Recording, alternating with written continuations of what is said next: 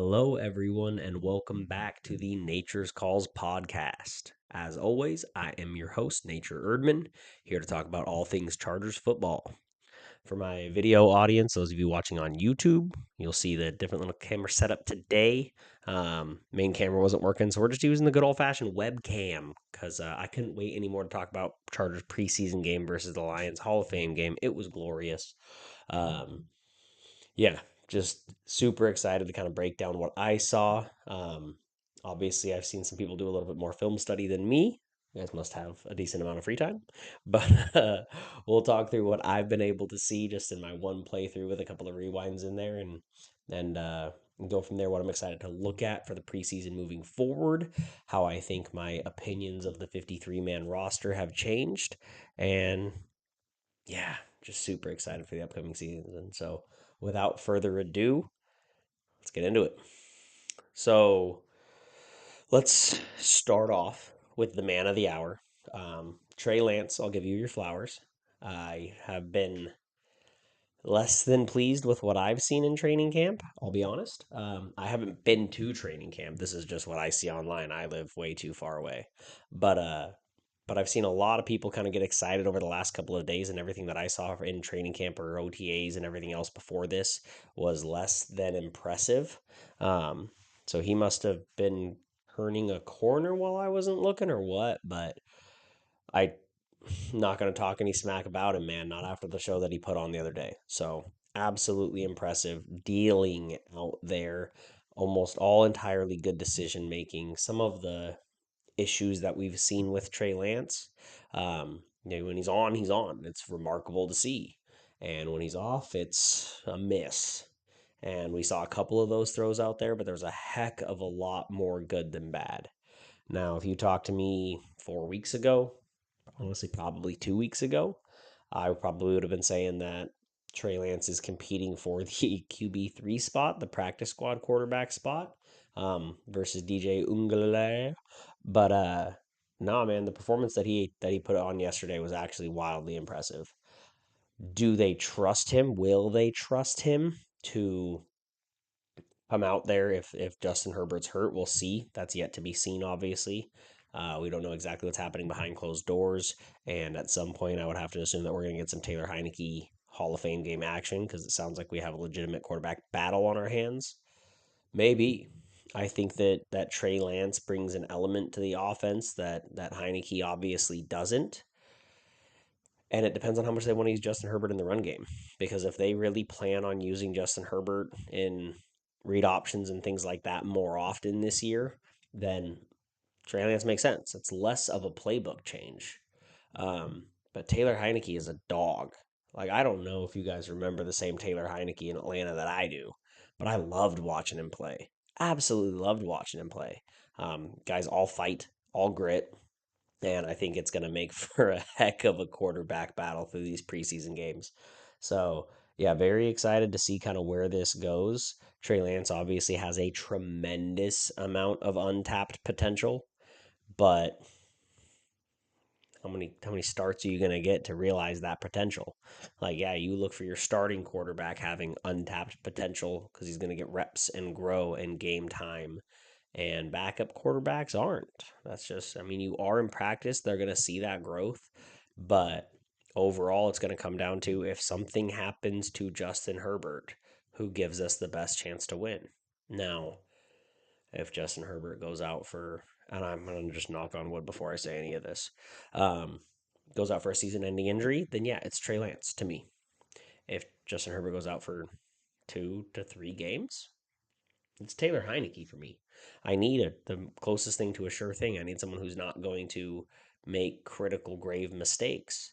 And maybe I'm wrong. Maybe Trey Lance has turned a huge new leaf because the way he played the other night was wildly impressive. It was schemed well. There always seemed to be a plan of attack.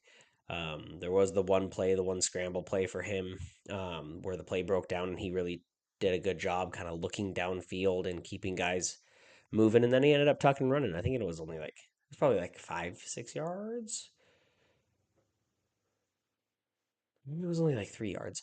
But either way, It was a very impressive play to make a positive out of a negative, a very clearly negative when that play broke down. And so I was impressed. I think it's going to be, it's going to add an element of fun to the preseason that I wasn't expecting. Like I was looking for how is all the skill position players and defensive players going to shake out, and what does it happen at the offensive line? I wasn't really looking at the quarterback play, and that kind of bummed me out for the wide receiver position because I didn't expect that to be legitimate competition. I didn't expect anybody outside of Heineke to play decently well. But if Trey Lance is going to play well, and we're going to get legitimate reps from both guys, that also means we're going to get legitimate opportunity to evaluate the wide receivers out there receiving, catching the balls for him. Same thing with tight ends.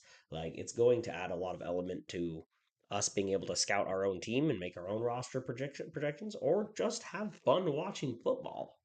I don't care what type of fan you are. You can be the analytical fan who this is an advantage to, or you can be the let's go win games in the preseason fan.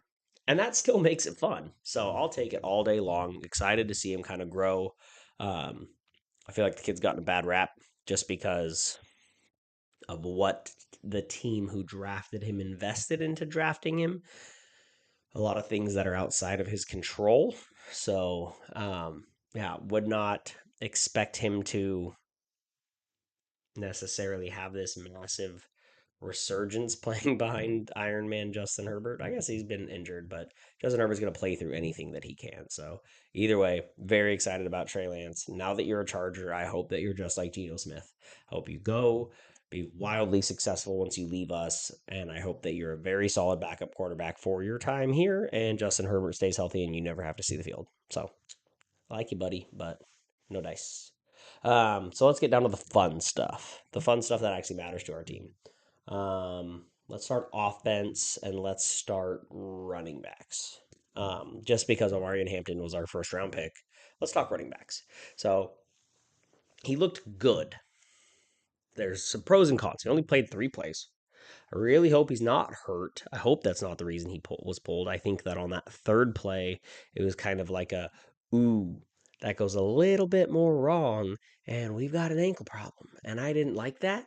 And I don't think the coaching staff liked that because he's out just like that. And so um, I really liked the way he looked natural, even in the pass protection when he didn't get the target, looking for the block and then leaking out. I just feel like that's something we've been missing as a whole, schematically, there was a lot of involvement of the running backs in the passing game. If Greg Roman, in his months off, watched any other team in the league and saw that that's something that can be done at the NFL level, it's going to help. It's going to help a lot. Justin Herbert needs a safety check. And if the offensive line can start to hold up and that's not necessary, cool. But in the meantime, Justin Herbert needs a safety valve, and he didn't have one last year, and he wasn't schemed to have one last year, and so I'd love to see Omarion Hampton get involved in the passing game. I know a lot of people have touted his ability to do that, so I really hope that that's an element of the offense. And I don't think even if it's not, that has anything to say about Omarion Hampton, just Greg Roman and the way he wants to play football. But on that first play, good hard run straight into the pile, 2 yard gain, no harm, no foul. Second play was obviously fantastic. That's what we're looking for from him. Is so he immediately has burst the moment he receives that ball, sees his gap, makes his move. Guy gets a hand on him, makes the juke, breaks the tackle, and he's off for another 4 yards. It was a perfect little snapshot of an 8 yard gain that we were missing from the offense last year. Like if you take away J.K. Dobbins, like big explosives, and he did rip off good explosive plays. Don't get me wrong. Like I'm not going to argue with that, and I loved J.K. Dobbins last year, but there was definitely like it was the in between. Like it wasn't consistent 5 to 6 yard chunks. I'm not asking you to average that, but he just didn't have as many of those plays, those intermediate, even like 8, 9, 10 yard runs to really inflate your numbers along the way and give you a little bit more of a chance. There wasn't a whole lot of picking up first downs on first down or second down. He fought for the hard yardage and he ripped off big plays when he did. I would love to see more 2nd and 3. That's what this all comes down to. I want to play ahead of schedule, and if Omarion Hampton is half of what most of the league seems to think he is, and 25% of what most Chargers fans think he is, then I think we're going to be in great hands. And so Najee gives us that floor. If he plays, we'll get to him in a second or at some point in this video. But a nice floor of 4 yards of carry every time, which is more than what we've had. But Najee also doesn't rip off any big explosives, and that's fine if we have Amari and Hampton taking on that load. So thrilled about the situation. I'm really happy with the first two runs and the way that he looked out there. The third run was kind of a little bit of my concern with Marion Hampton in the first place was just his off script playability when there's not the immediate hole. Like he's a one cut guy, not a one look guy. Like I know a lot of people tout his vision, but I don't really ever see he's not a patient runner in my mind. And maybe I need to go back and watch Marion Hampton tape. But that is one thing that I've seen from his game is it's just he knows where he's going and he's going and 99% of the time it's the right decision. That's why he was so successful in college. And we saw it on that last play as well. And he made the adjustment to make the play work. And so he's decisive. He's one cut.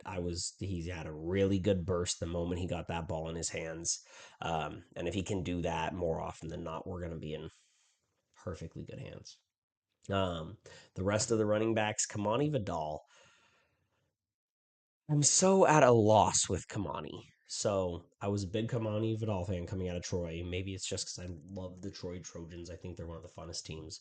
But um, I thought he was great in pass protection in college, and then he wasn't great in pass protection in the NFL. And I thought he was fun and good, solid power in college. I haven't necessarily seen as much of that in the NFL level. Now, obviously, caliber of competition affects that, but I just I don't know how he got the PFF grade that he did outside of the two touchdowns. Like just watching it, like he had a couple of splash plays in there, but just watching it, it didn't impress me. Um, but that is specifically a player that like I feel like I'm gonna go back and watch and understand a little bit more. But I know he kind of was one of the bright spots of the game. I don't think that his roster spot is secured yet. I really don't. I think that this running back room is wide open because Hassan Haskins looked fantastic. I don't know if you guys watched the same game as me, and he came in towards the end, but he looked great. He looked like he knew exactly where he was supposed to be. He was great with the ball in his hands from a pass catching standpoint. He was great as a runner. Just came in and immediately started picking up chunk plays. The fact that he's a Michigan guy and he has such a significant presence on special teams, I'm right back on board with it. Might be hard to see Hassan Haskins not making this roster. And that's an immediate Rocket Sanders out. I think that's how that probably works. I have a hard time seeing like it's got to be I guess it depends on if Najee starts the season off. Because if Najee's not here at the beginning, then that kind of changes things. But like it's Rocket, Hines, Vidal, Haskins. Like I don't know how many spots they're playing for. Two tops like this. I'm happy with the depth at the running back position for sure. Um, I just think that any one of them could stay and any one of them could go, and none of it would surprise me. But Hassan Haskins, I feel like, does have somewhat of a leg up into this in this competition.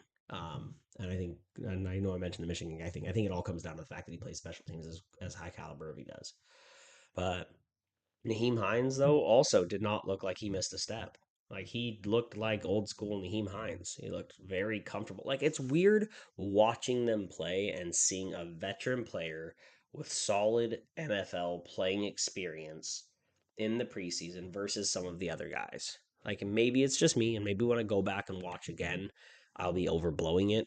But Naheem Hines out there just it looked like an NFL operation, like not to the caliber of athlete necessarily, but he just looked comfortable. Everything he did seemed very second nature to him. And so I would think there's a very legitimate shot that he makes this roster. Like it could be anyone, which at this point, I mean, Jarrett Patterson, I love you, my boy. I do. I loved you at Memphis, Houston. I loved you at Houston. but you're running out of time, Spud. But and then Rocket Sanders, I think the injury just came at an absolutely horrible time. Could he come back and immediately tear it up? Yes, but he is so far behind the eight ball. Not a Marion Hampton joke, but it was a good one.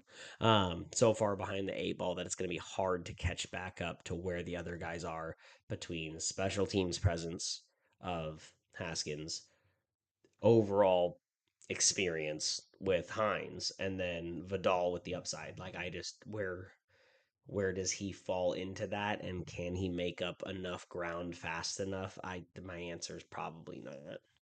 But I really hope he sticks around on the practice squad because I still like him as a player. Um, Also on the offensive side of the ball, we can kind of break down some wide receivers. This is honestly going to be pretty quick. I don't want to talk about him too much today. Bummer that Trey got one target. That was an off-target ball. Would have liked to see more of him. Glad he didn't get hurt. Glad he just pulled him right out of the game. Doesn't hurt my feelings that I didn't get to see more Trey Harris snaps because I know I'm going to see plenty of it over the next 10 years. Um, I have no concerns about him at all, even with the Keenan Allen news. Also, we'll talk about that later. But he's an electric playmaking wide receiver. I think he looked absolutely fantastic through all of training camp. I don't think he's going to miss a beat. The way that Herbert talks about him and them getting on the same page, I just don't see it being an issue. I think, yeah, nothing else to add. KLS. Everyone wants to talk about KLS. I want to talk about KLS because holy shit, dude. Keandre Lambert Smith. He's taken the Lambo name from Lad. Not that he's better than Lad, it just sounds more like it in his name. But he just can't sustain this, right? Like, there's no way he's going to sustain this. When was the last time we saw an absolute preseason darling like this just turn out and make the roster? Probably happens every year. But as a Chargers fan, I don't remember it. That's for damn sure. Like, he looks fantastic. Um, I know I've heard a lot of weird comps out there that don't make a whole lot of sense. Um, the way he played last night kind of reminded me a little bit of Luther Burden's college tape, which I know now I'm comparing him to another rookie, which is kind of an odd decision to make, but that's where I went with it. But uh, but no, man, he looks fast, he looks physical. At the line of scrimmage, he looks physical, and just everything about him so far is just he looks like he wants to take your soul on every play. And I know it's funny because Trey Harris said that, quite literally said that. Keandre Lambert Smith looks angry when he plays football. Like it's just something about the way he runs his routes and the way he gets up and mosses defenders and everything else. And so is he going to be a absolute splash in the pan? Like he's gonna just abs the flash in the pan. He's absolutely gonna just show up and make big plays. Absolutely. Is he going to be a consistent contributor on this offense? I don't think so this year, but he might develop into that player. What were they doing at Penn State? How did they make him look so bad? Did Auburn's coaching staff turn him around that much? Who knows? But oh my goodness, KLS, you're getting the fans going. Let's just put it that way. You're getting us all very excited. Um, Everybody else, I'm gonna say was pretty rough. From the wide receiver department, no one really jumped out. I mean, everyone played. Everyone got a target. Like everyone was out there, and there were some bad throws in there from Trey Lance. I'm not gonna sit here and say that everything was perfect, but yeah, it wasn't the most hope inspiring necessarily to me for the depth of the wide receiver position. Now, of course, Jalen Rieger's out. Not that he inspires an insane amount of hope, but he's at least a veteran. We know what he is. And obviously, QJ and Ladd both weren't playing. I think our top four is very okay, solid, great, excellent upside. But behind that, the depth is can't have one of those years. Let's just put it that way. Um, tight ends though, tight ends though looked very good. I will take that all day long. Oronde Gadsden, I did specifically look out for him. I need to go back and watch it again. I've said this a couple times now, but I need to go back and watch it again and watch his blocking a little bit more because he didn't get to be in that involved in the passing game. But he looked very capable as a blocker. Looked very capable as a blocker. Ooh. Um, I just he looks like he belongs out there on the field, in an NFL stadium, NFL body. Like he's out there doing it. And so I think you give him a little bit of time. I think nothing's changed for me. Let's just put it that way. Second year massive breakout candidate, solid contributor by the end of the year. Very excited for him. Tucker Fisk. Tucker Fisk, it was exactly what he was last year, which is a very solid blocker with weird fullback potential. Um, Very below average NFL athleticism, but excellent hands. Excellent hands. Like I don't know if y'all remember. I think it was the wild card game where he made that snag. Like Tucker Fisk has done some stuff with those hands, but I just that he's not a consistent weapon. He's not someone you can count on consistently, but he is making a good shot or a good impression to try and make this roster. Disley's Will Disley. I love that man. He's just your good old fashioned.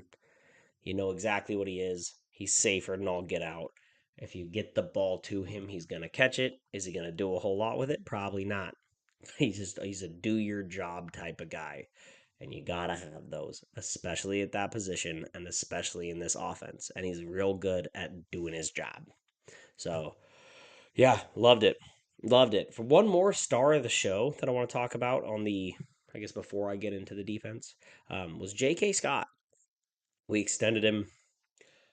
I wasn't thrilled about it at first. Um, we've all had our complaints about J.K. Scott, or most Chargers fans have had our complaints about J.K. Scott. He looked fantastic last night. Keep it up. Get back to it.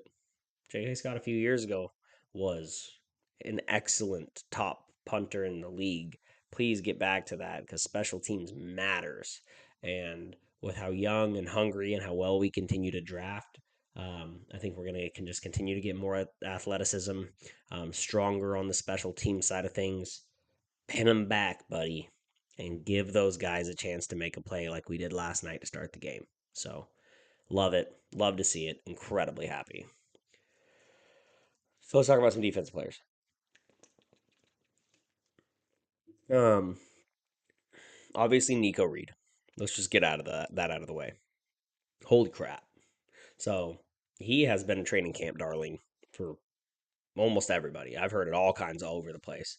As a UDFA, a lot of people were surprised he went undrafted in the first place, and he just continues to ball out and make plays like every day of camp. Like he's the defensive KLS that we've had so far. Um, but what a pick! What instincts. If he gives us a little bit of solid depth on that cornerback room, I will be thrilled. I will be thrilled from both an injury and play performance perspective. Like we don't know what this cornerback room is going to look like between Dante Jackson and Ben St. Juste. We don't know. Cam Hart's been getting torched all camp and has a tremendous amount of injury history. Like we don't know where we're at the top. I think we have if Nico Reed works out, we got like five QB3s or CB3s, which is fine. I'm not upset about that. I would like one more. I'm a little bit upset about it. I take that back. But Nico Reed showing out, if he's anything close to what we've had last year as rookie cornerbacks, that would be a heck of a win for us.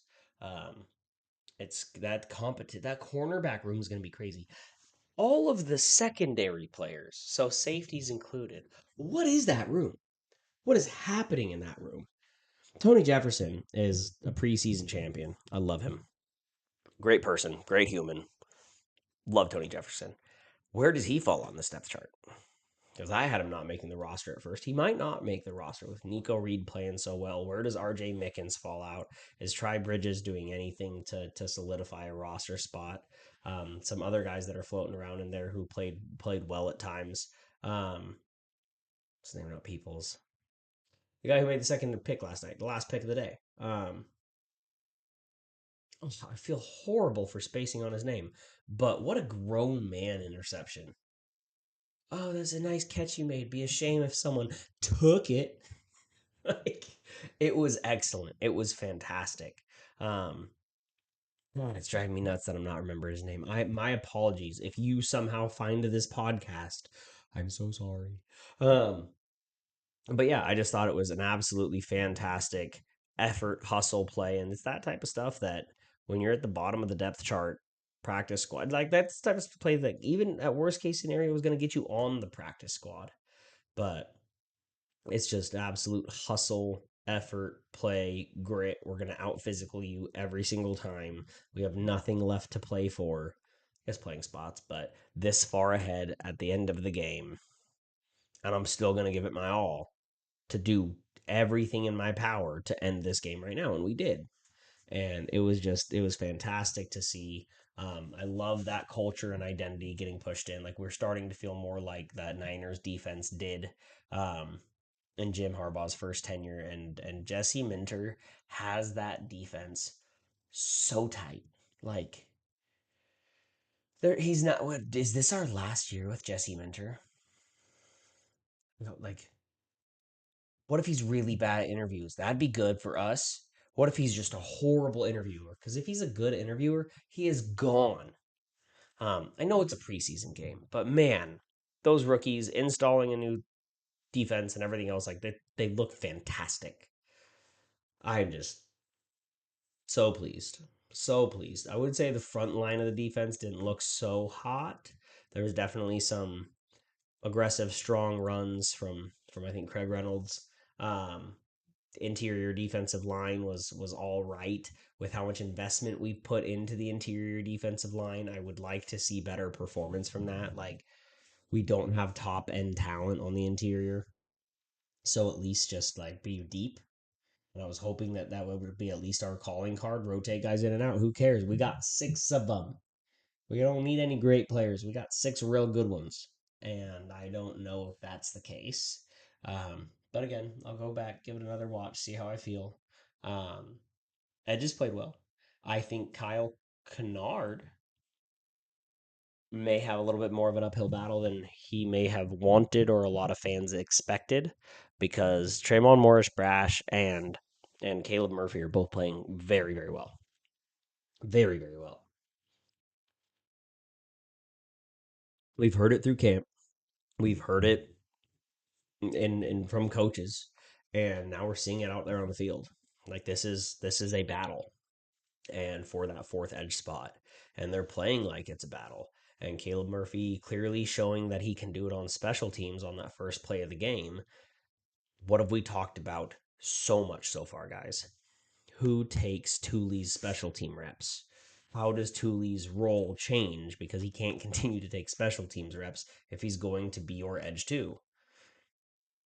Enter Caleb Murphy. I don't know. Hands up, don't shoot. Maybe we'll see more from the other guys, but that was a decent impression. Let's put it that way. I missed something. Negatives, Jaw and Dean on the backside. Like that cornerback room was already muddy. And those were guys that everybody was like, they're playing pretty well so far. Maybe they'll make it, and people really like them. Now it's real muddy. Like you got at some point who's going to take the last two to three cornerback spots out of like seven dudes. Like it's Garrett and secondary in general, but it's messy back there. So really disappointed specifically in Jaw. I feel like maybe it was just the plays I saw because I haven't broken down the film yet, but he definitely was getting guys loose on his read and him just kind of not being able to keep up or not making the initial read right away and not having the recovery speed to make a play. Um, Been kind of the issue with Jocelyn Taylor before. Like he's when he reads it right and he's in the right position, he's solid. Any other time, there's a lot of ways to burn him. And it's can you imagine if you had to trot him out there on the field? That's an immediate mismatch for every wide receiver one or most wide receiver twos in the NFL. And all they have to do is just rotate onto him and they could pick that apart a million times. So I like Jocelyn Taylor. I'm having a hard time envisioning it holding up at this point purely from an upside perspective. So I did miss the interior offensive line. Um, didn't get to watch a whole lot of it. Didn't get to watch a whole lot of it. Part of the reason I'm happy that Amari Hampton went out when he did is because there wasn't a whole lot of protection up front because we weren't starting our big boys out there, our big three. But we did start the interior with Zion at center, and don't get mad at me. I thought he played really well. I thought he played better than Bradley Bozeman. So did he make mistakes? Yes. Is it? It's the specific things that he's never done before, snapping the football. We've had this conversation once before. And so I think that that can still be trained. Like, yes, it's should he be sitting out there practicing snaps in his living room every day if they genuinely think he can play center and that's what they want him to do? Yes, he probably should. Just like QJ should be on the juggling machine and be catching footballs. I get it. I really do, and maybe it's something that he can never figure out. But his speed off of the ball, his reaction time, some of the movement that he was able to pick up through the interior, his aggressiveness pushing from the interior, like it's and he's an excellent run blocker. He's always been great at that. So that from the center position is fantastic, fantastic. Can he figure the rest out? Who knows? It's all between the ears. For a real smart guy, he keeps doing real dumb things. So would I still prefer to see Andre James in this competition? Absolutely. Do not get me wrong. But I like Bradley Bozeman as a person, but just not as a player, dude. I was happy with the signing. I was fine with it. I was hoping he was going to return to form, but not after what we saw last year. I just can't. I can't do it again. So, someone figure it out. Bozeman, wildly improved. Cool. Fine by me. Love it. All happy with it. I just want protection from the center position. We that little flash in the pan from Lindsley was so great. I wish we could have him back.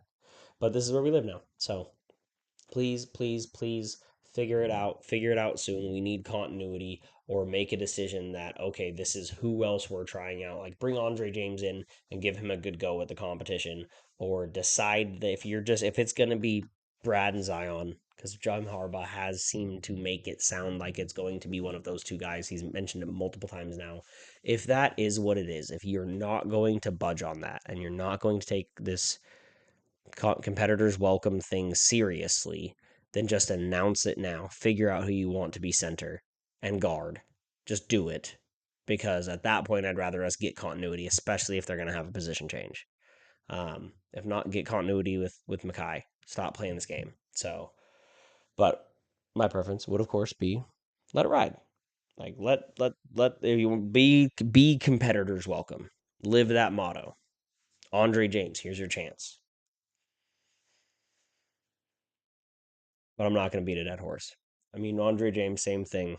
It caps our upside. I think it raises our floor, though. So, and that's the biggest reason I'm a proponent for that.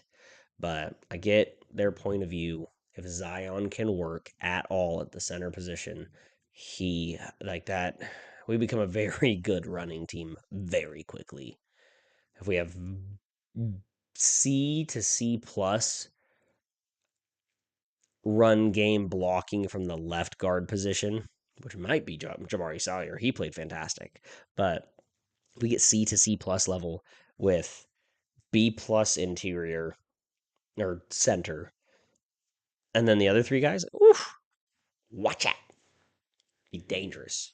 Be dangerous. Um, but yeah, so we'll see how it shakes out. Obviously, it's real easy to celebrate when you smacked the other team because you're just giddy as shit watching everybody play. But no, I mean, preseason wins and losses don't matter too much to me, but it's nice when you're physically dominating the opponent like we did most of the day last night, especially in the turnovers special teams department. It looked fantastic. Real quick, we're already 30 something minutes in, so let's go ahead and wrap up with some Twitter talk because I try not to address them. I try not to let these things frustrate me or I think that they're goofy or anything like that, but I have to. So here we go. So one today that I saw that cracked me up, and this is where we start talking about Najee, is how upset everybody is that we let J.K. Dobbins walk. I just can't get over the fact that you guys wanted to try, like, the odds of us an injury happening. Like, you spend your first round draft pick on a running back more often than not. More often than not, people want that running back to get all the carries. They never want the other running back to touch the football. Like, that's what most fans remember the Bijan Robinson, Tyler Algier thing, and as a team, they averaged like 4.6 yards per carry. But everybody's like, stop taking the ball away from Bijan. Like, it's just, like, I'm surprised that more people don't feel that way now. But no, it's like Man, we could be such a great running team if this was the one that killed me. I'm so mad that we didn't re-sign JK even because of this Najee situation, but even more importantly, after watching Omarion Hampton run 3 rounds, JK would just be such a perfect complement to him. Perfect complement in the exact same role, right? Because like they're the same. Their running style's the same. Their what they excel at is the same. Omarion Hampton should and hopefully will be just a better version of it that doesn't have his knees and legs fall apart every other year. So like that's knock on wood again. But that cracks me up. Like no, what compliments him is depending on how he performs in the pass catching side of things, a third down back like Naheem Hines, pass protection specialist, something along those lines, or a Najee Harris, a power back who's consistently going to get you 4 yards. Don't need to go rip off big ones, but when you go when he comes onto the field, you have to still respect the run because they're going to pick up chunk plays. Because if you just unload the box and play everything deep, Najee's going to get first downs. Give him 3 carries in a row, 99% of the time on a light box, Najee's going to get a first down. Like it's just that's just the way that it is. That's what complements Omarion Hampton, not just the exact same player who's older, a little more broken down. Don't know if he's gonna make it through the season, etc., etc. So that cracks me up. I don't. It doesn't make a whole lot of sense to me. Look at the roster; they constructed in a way. You have a Naheem Hines versus a Kamani Vidal, similar style player to me. That makes sense as running back competition. Then you have a Hassan Haskins competing with any other power back, or definitely making the roster if Najee doesn't make it because he's your most physical guy coming through the line. Like it's goofy to me. And not only that, you wanted to sign Najee, JK, and Omarion Hampton. Disregard all that. You want the guy who just stayed mostly healthy for a full season for the fullest time in his career. You wanted him re-signed and not signed Najee? Is that what you want? That's crazy. That's crazy. A team with a history of injuries, ridiculously injury plagued seasons, and you want to roll the dice with just the most injured dude. We didn't know that we were getting Amari Hampton at that point. The Chargers didn't. Anybody could have drafted him ahead of us. So goofy as all hell, people. Like if you wanted to keep all three of them and invest a shit ton of money at the running back position, cool, go right ahead. That's an opinion I'll at least respect because you're like, we're just gonna run the ball and I don't care what they say. Like, cool, I respect that opinion. I really do. But if you, I just y'all goofy. Y'all goofy. And if JK finishes the season as an RB1 with Denver and does anything significant, I will also be very upset that I'm watching him do it in a Broncos uniform. But the decisions made make sense. Could we have expected him to explode a river into his eye? No, we obviously couldn't. But hopefully he's back soon. So maybe it's just superficial damage, like they say. So we'll see. Other news: Keenan Allen. I really wanted to put his jersey right there today just for this video, but the blasphemy that would entail taking this down during Antonio Gates' Hall of Fame induction would be ridiculous. So Keenan Allen's still sitting over there, but my boy, please come back to us. Please come back to us. I don't care what anybody says. Please come back to us. So here's a couple of things I want to talk to you all about. Keenan Allen is an upgrade to our wide receiver room. Keenan Allen is the, or close to the, or arguably the best wide receiver in Chargers history. Are you forgetting that? Have you gotten so swept up in this new way and that 1 year off and the discount that he didn't take, or what the hell ever? This is Keenan Allen, San Diego Charger. What are we doing? Bring him home. Bring him home. If there is a single fan not agreeing with this. I don't what is your opinion? Do you think he's going to take touches away from Lad? I don't care if he takes touches away from KLS or Trey or QJ. I want to win football games. Keenan Allen upgrades our room. Do you think if they catch each 10 less balls rookie season, 15 less balls rookie season, if they're still out there in the training on the practice field working, do you think that they're not going to grow and develop and next year maybe QJ's gone or Keenan's gone or something changes and or maybe they just get pushed down the depth chart? I don't know. I don't care. Like Keenan Allen upgrades us immediately. I want to win. I want to go to a Super Bowl. I think this roster is capable of winning multiple playoff games if some cards fall in our favor. That's one less card that needs to fall in our favor if we go get Keenan Allen. If anything, if nothing else, it's depth. Like, I just put some respect on his name, ladies and gentlemen. This is Keenan motherfucking Allen. Bring him home. Be excited about it. Sing from the rooftops because I'm sure as hell gonna. I'll be putting out a video as fast as physically possible, just saying, "Welcome home, my boy." Because do you guys forget how much Keenan played from the outside position? Do you forget how well Ladd played at the end of the year playing from the outside position? Do you forget that that shores up 2 out of 3 wide receiver spots? Keenan Allen doesn't want to go out there and block anymore, which he's always been a very willing and very solid blocker. If he doesn't, cool. Bring in one of the young cats. Doesn't hurt my feelings. Give him a break every now and then. Throw him on the sideline. KLS gets his touches. QJ gets his touches.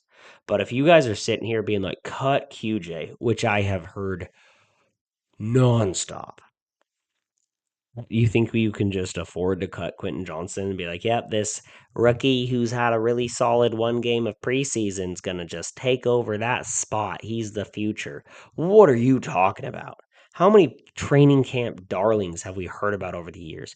KLS looks awesome. I'm very excited about him. He's a 5th round pick that we've all been minimally exposed to and only exposed to for 1 preseason game and specifically what the Chargers allow us to see. That's it. Come on. Let's be realistic, guys.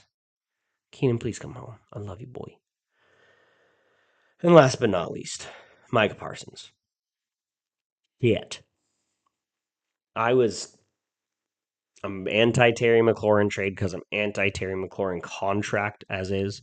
I would not pay him T. Higgins money to come to the Chargers right now. I sure as hell wouldn't trade to pay him T. Higgins money to come to the Chargers right now. But we want to talk about fortifying that defense because as great as that 4th edge spot competition is right now, we're light at the top. I would do a lot of things to get Micah Parsons in powder blue. Ooh, Nelly. And here's my favorite part that I'm kind of imagining in my head. What if the Keenan coming to visit conversation is about one of 2 things. Is we need more wide receivers. We need more strength at the top. I told you guys earlier, I was impressed with a couple of rookies. You need more than 4 wide receivers on your team. Everybody else behind them looked terrible. Cool, bring Keenan back. Rotate the rooks in. Give them less touches to start the season. See how things go. Cool. Or it purely comes down to how close are we? What if Jim Harbaugh's looking at this team genuinely like this was going to be an excellent roster building year? And then we got all these rookies, and they look like the best rookie class he's ever drafted. And he's sitting here like, these guys are ready now. We needed these guys to be ready next year, and maybe one more draft class. We'd be ready to compete for a Super Bowl. These guys are ready now. Let's just get a little bit more and fortify ourselves. What pushes us over the top? Keenan Allen, maybe Mike Parsons. Now, anybody who trades for Micah Parsons is going to sign him immediately. I get that. But in my head, that's where my mind is going. And it would be really freaking cool, dude. Micah Parsons is immediately, the moment he gets here, top 5 Chargers edge rusher of all time. Hard to say no. Like he could legitimately get here at the age of 26 and be a best Chargers edge rusher within 5 years. Yeah. Yeah. This is a foundational building block. A 26-year-old edge rusher. Ooh, baby. Remember how the Bears did that thing in 2018? They traded for a 27-year-old pass rusher. Um, and then he won Defensive Player of the Year. What was his name? Or 52. Khalil Mack.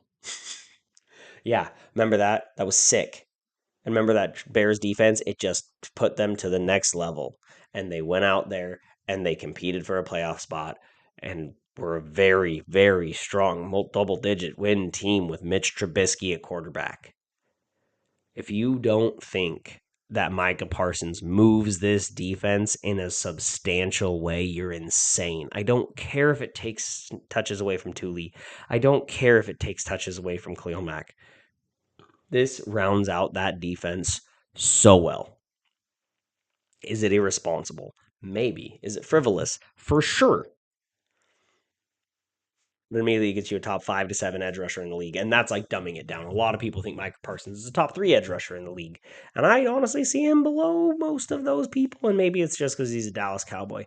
Get him on this defense, put him with Jesse Minter and Derwin James and Khalil Mack, and the way that this secondary is operating and the coverage that we have from Alohi Gilman and Alohi Gilman and Jesus. What just happened to me? Elijah Molden. That was crazy. That just I just that defense becomes so nasty so fast. Like I don't know what they're asking for. 3 firsts is probably where it becomes too much for me. But let's just look at the Cleo Max trade. What was that? 2 firsts, a third, and a sixth. Is that what they gave up? So you give them Kyle Kennard. You give them 2026 first, 2028 first. Something else. They have a shit ton of money. Let him ride for one. We'd have to pay him a shit ton of money because you're not just going to let him walk after one season. I don't care. Do it. Make it happen. Oh, that'd be so sick. I'm not going to be upset if we don't do it because I'm asking for a lot right now. But whoa, Nelly. And so just let's look at the silver linings here, guys. What if that's how Jim Harbaugh sees it? How cool would that be? We're right there. Let's make a final push. Be sweet. It'd be sweet either way. I have nothing but good vibes this week. How nice does that feel, guys? How nice does that feel as Chargers fans? Nothing but good vibes. Hall of Fame game win. We get an extra preseason. That's the other thing too, is all of these player evaluations that we got last night or on last night for me, it's gonna be 2 nights ago by the time you guys see this, was for free. Just we get an extra preseason game. I never thought I'd be excited about the preseason. This is fun. This is fun when your roster is this deep and you're looking for who's actually going to make the roster, and it's not just will that 4th round rookie suck or not. Like, let's go, Joe Ortiz. Let's go, Jim Harbaugh. Could not be more excited. I've taken enough of your time, guys' time tonight, so I appreciate you coming out. I appreciate you giving me the listen or the watch, whichever way you're here today. And thanks for tuning in. Go Bolts.